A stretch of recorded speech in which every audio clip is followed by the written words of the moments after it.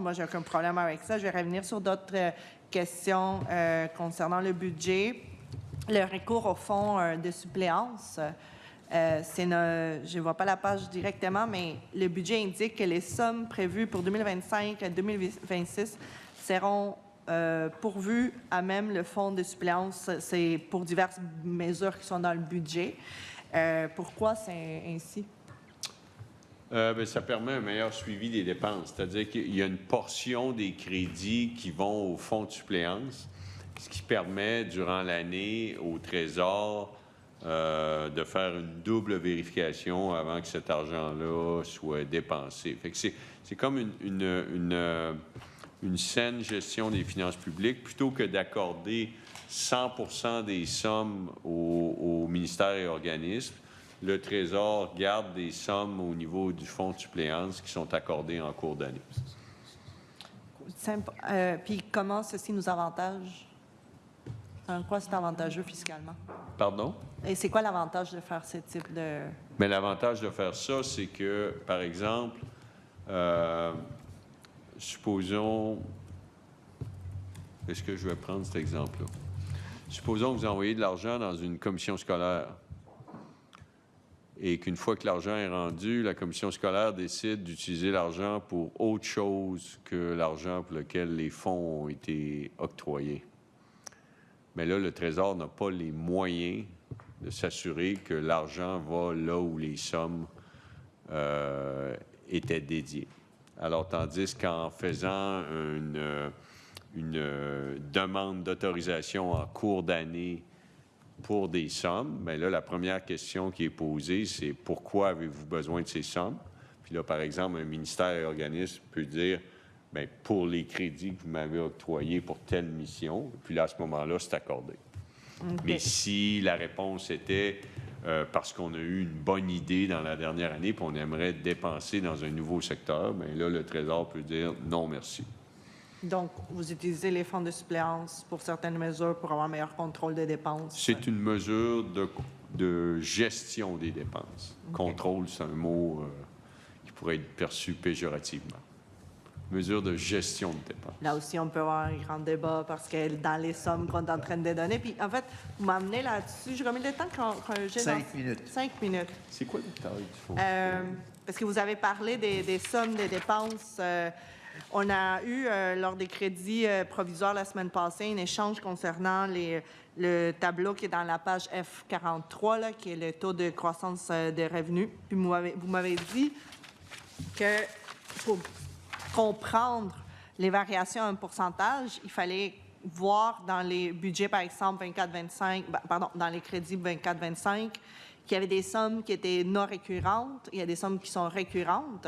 Moi, ma question, dans le tableau qu'on voit à la page F43, dans la colonne 2025-2026, est-ce qu'il y a dans ces dépenses-là des sommes qui sont non récurrentes?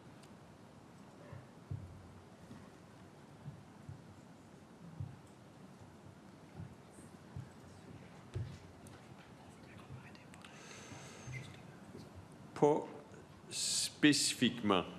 Okay. Parce que les principales sommes de 24-25 étaient rattachées au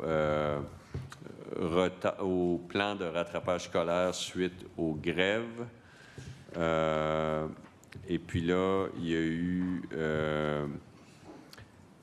des devancements au niveau du ministère de la Famille et... bien là, il y a eu les inondations. Alors, s'il y avait d'autres inondations, mais s'il y a d'autres inondations, il y aura des dépenses supplémentaires. Donc, elles sont pas, je dirais, en général, non. Okay. Peut-être qu'il faudrait passer ligne par ligne, là, puis qu'on pourrait trouver des sommes qui pourraient être identifiées comme non récurrentes, mais je dirais, en général, non.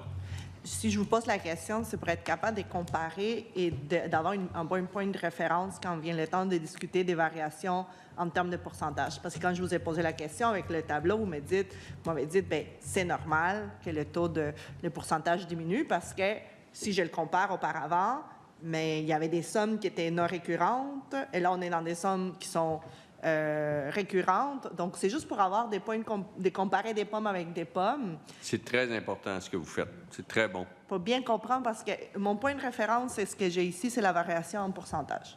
Oui. Donc, je veux bien utiliser dans nos débats parce que vous allez dire que je vous attaque dans l'austérité, mais c'est parce qu'en regardant cette colonne-là, on voit qu'il y a une diminution.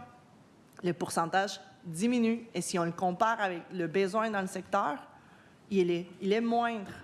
Mais vous m'avez répondu, la diminution, elle est due aux dépenses parce qu'on ajoute les dépenses qui sont non récurrentes. Oui, bien parce qu'un taux de croissance, c'est un numérateur sur un dénominateur. Puis je vous ai dit que dans le dénominateur, il y avait des sommes non récurrentes qui affectaient le taux de croissance. Mais c'est comme... Je vais prendre 10 secondes là, parce que je ne veux pas prendre le député, mais j'entendais un animateur de radio cette semaine dire bien là, ça n'a pas d'allure. En santé, la croissance moyenne des dépenses, c'était 7 puis l'an prochain, ça va être 3 fait que ça n'a pas d'allure.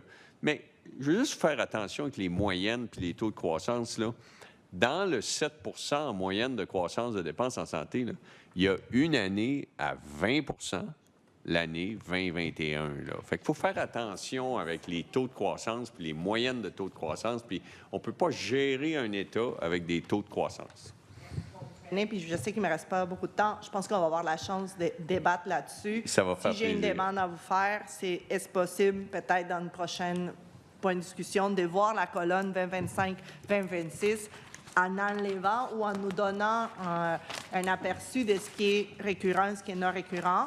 Je comprends le fait qu'on prête beaucoup d'attention aux variations en pourcentage, mais c'est l'outil qu'on a en ce moment pour comparer les investissements qu'on a en santé et en éducation.